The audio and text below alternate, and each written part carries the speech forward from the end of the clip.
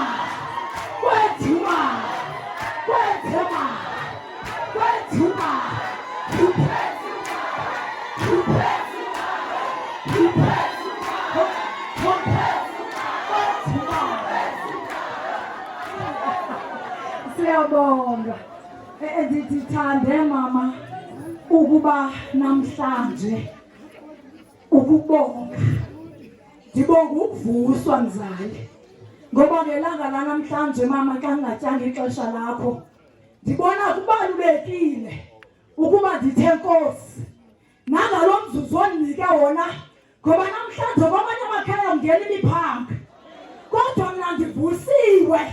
Andivuswanga ngoba ndilungile, andivuswanga ngoba ndenze kahle, yingoba umzali usandibekela ithuba loba ndiphenduke.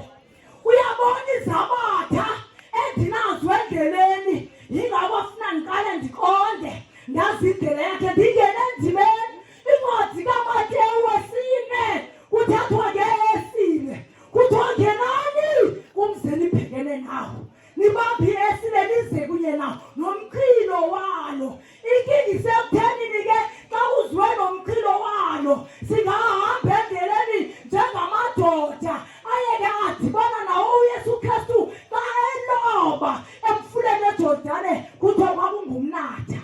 Ingxaki ayingalobi engadobo ayeloba ngomnatha.